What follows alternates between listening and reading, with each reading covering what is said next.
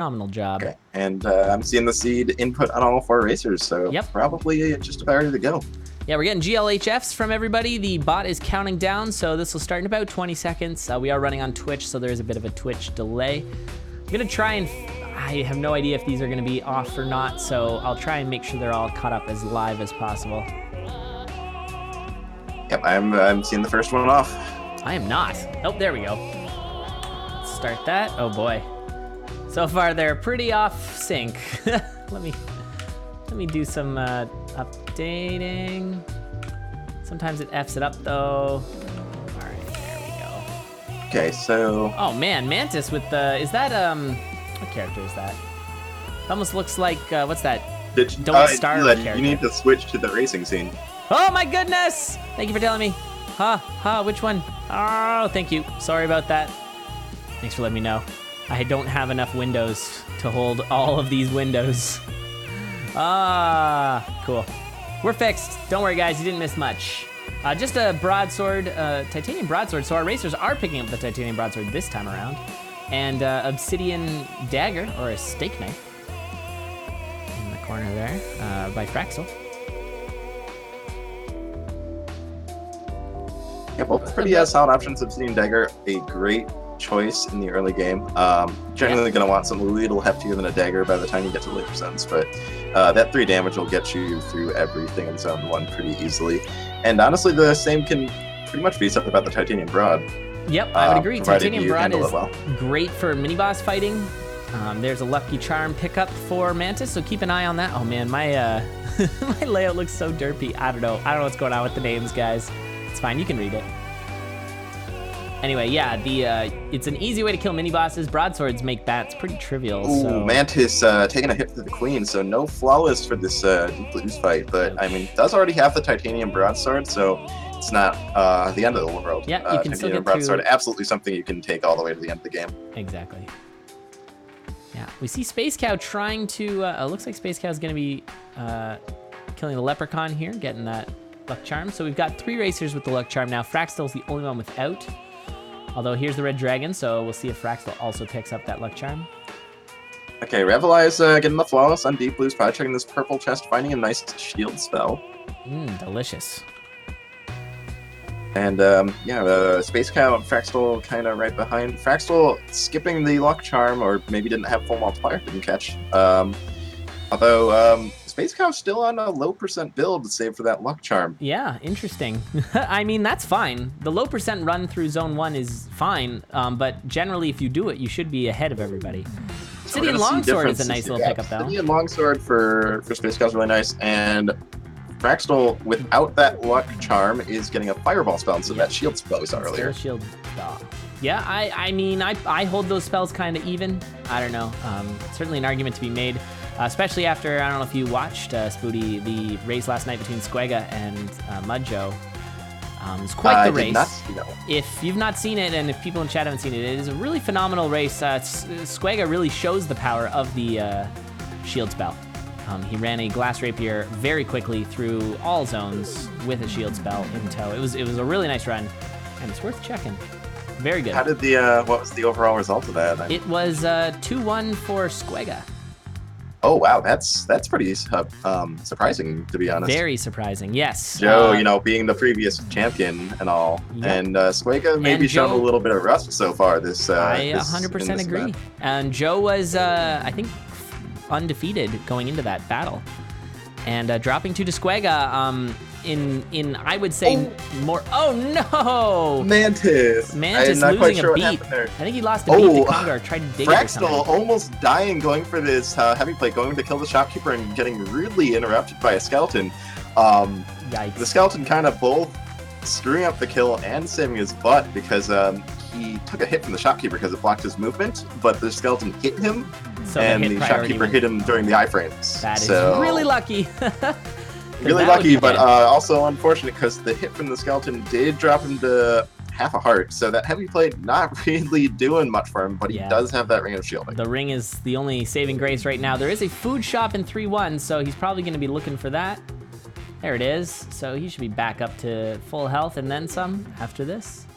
But yeah, kind of wasting a bomb there. Definitely should be using the fireball spell there. Oh, good point. I didn't even notice it. I was thinking bomb as well.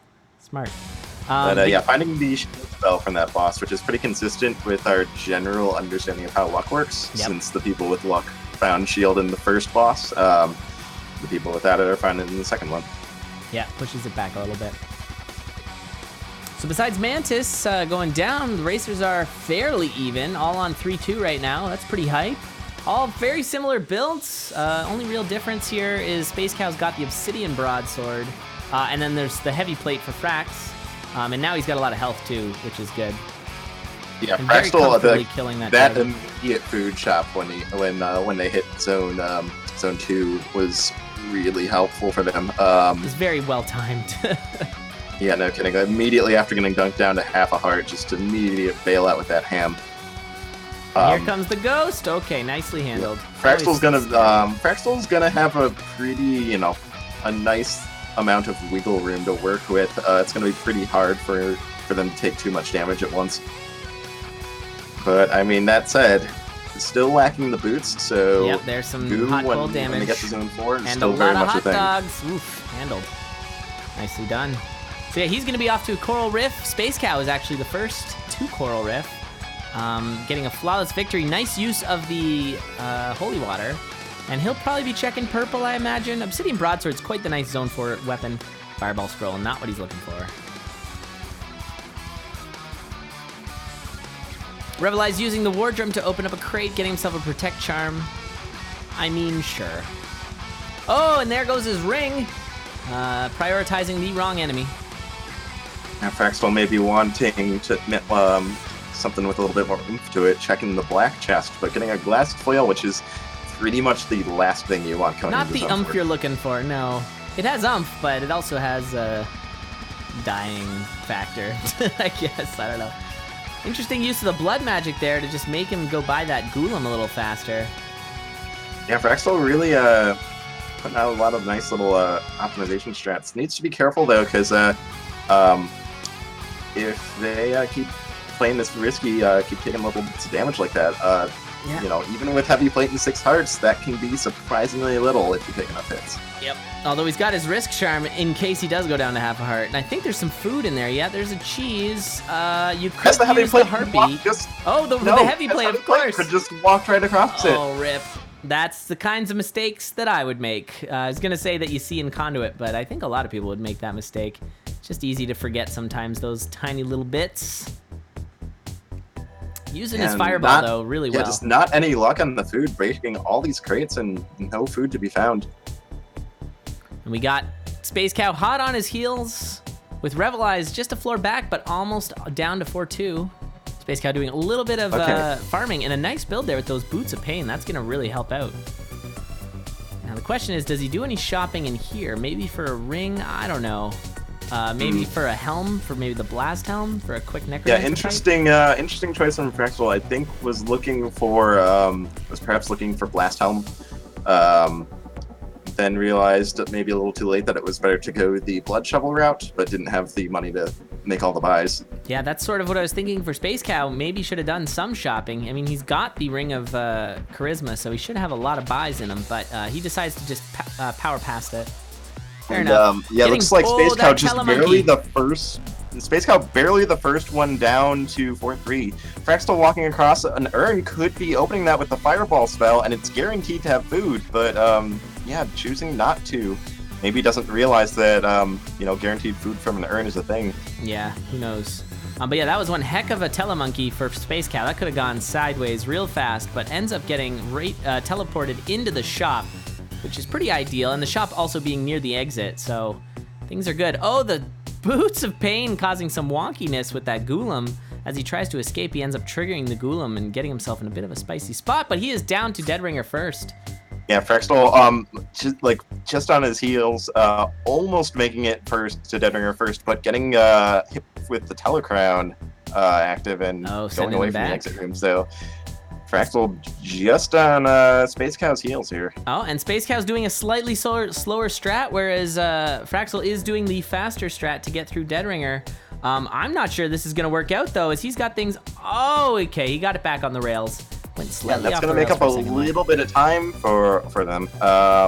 and both of them are going to be having to do some of those old butt puzzles. So I also want to shout out very quickly that Mantis is now in Zone 4, despite being so far behind time-wise. If you look at the time, it's Mantis about 3.5 minutes back, and really not that far behind the other racers. So that's some impressive effort to catch up there, and a very different build as well. All right, well, we got two, we got the butt puzzles. Both racers finishing their butt puzzle right around the same time. This is gonna be close between Spacecow and Fraxtil. We might have to go to the No, it's Revalize is even in this because Revalize has the bombs. Oh my goodness! This is hype. Now it's gonna really come down to luring, which is not something you generally expect our CoNDUIT racers to be very good at. So we're seeing it's 3-2 to 1. Fraxtil is in the lead. Fraxtil actually successfully pulled off some lures. Yep, so Fraxtil has got 4 hits so far, but so does Spacecow. 2 hits 1-1 currently for Revalize. Oh my goodness, who's it gonna be? He gets exploded, they both do. And oh, that placement of the Necrodancer, and it's gonna be a couple beats. I don't know who it was. Fraxtil, that was a dead Spacecow. tie on my end. That was a dead tie on my end. It was Fraxtil for me, but it was close, and I mean, Revalize is right behind. That was incredible. I want to say, Spacecow with the 15-second in time difference, but I want to say Spacecow had an early reset. He may have. My God, that was close. All right, I'm gonna take a look at the, we got Fraxtil done about 2 seconds before Spacecow. And it looks like Revalize like just behind the other two. That was a close race between 2 racers is one thing, but when you have something that close between 3, that's practically unheard of. All right, and it looks like Dead Ringer, jumping into Dead Ringer and going down. Mantis losing all points there. So yeah, what's the status on the race channel? Who got done first? Fraxtil done about 2 seconds before. I'm gonna see if I can bring in another ref to help check that over. Yeah, that seems about right to me. I mean, it's a little bit hard to know because Twitch flag is pretty variable, but